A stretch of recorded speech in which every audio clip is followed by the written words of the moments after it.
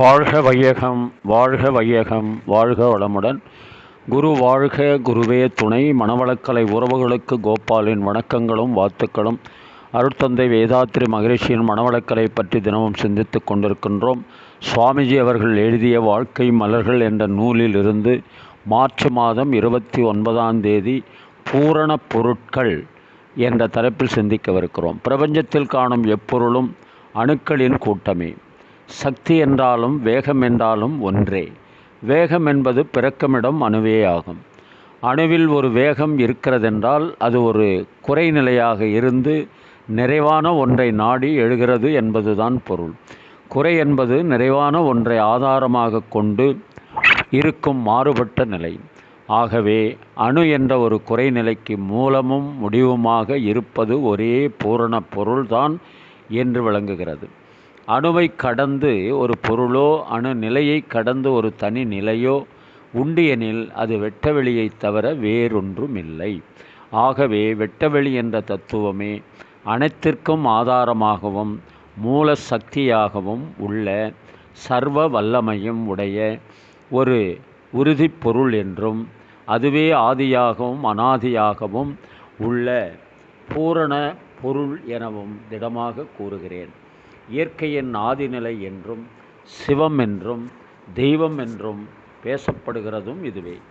ஒரு மனிதனின் விந்துநாத தொடர்பை பின்னோக்கி ஆராய்ந்து கொண்டே போனால் அது பல்லாயிரம் ஜீவராசிகளை கடந்து கடைசியாக அணுவிலே தான் போய் முடிவு பெறும். அணுவின் மூலமோ மேலே விளக்கிய வெட்டவெளிதான் என்றும் தெரிந்துவிடும். அங்கிருந்து முன்னோக்கி பார்த்தால் பிரபஞ்சமாக விரிந்துள்ள அனைத்துமே ஒரே மூலத்தை அடிப்படையாக கொண்டே இயங்கிக் கொண்டிருக்கும் உண்மை அறிவுக்கு அகக்காட்சியாகும். அருட்தந்தை அவர்கள் இதை அதாவது பேரியக்க மண்டலத்தை சக்தியாக பாவித்து கவிஞர் வாலி ஒரு பாடலை எழுதியிருப்பார். அதையே வேதாத்ரி மகரிஷி அந்த விண்ணே நமக்குள் உயிராக இருக்கிறது, உயிரின் மூலத்தில் அறிவாக இறைவன் இருக்கிறான் என்று சொல்லுவதை கவிஞர் வாலி எப்படி உணர்ந்தார் என்பதற்கு தெரியாது. ஆனால் அந்த விண்ணே நமக்குள் உயிராக இருக்கிறது என்பதை எழுதுகிறார்.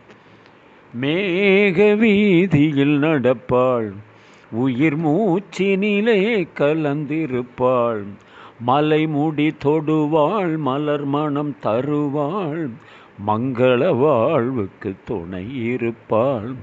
தாயில்லாமல் நான் இல்லை, தானே எவரும் பிறந்ததில்லை, எனக்கொரு தாய் இருக்கின்றாள், என்றும் என்னை காக்கின்றாள். தாயில்லாமல் நான் இல்லை.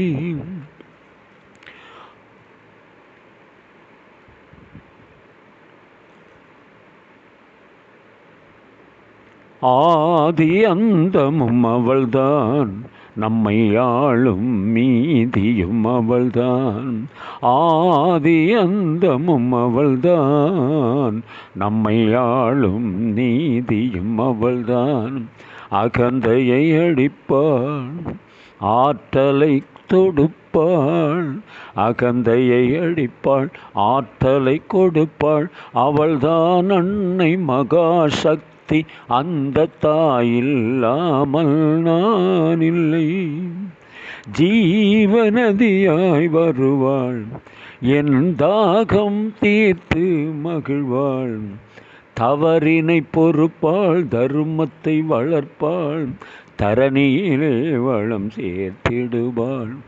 தாயில்லாமல் நான் இல்லை.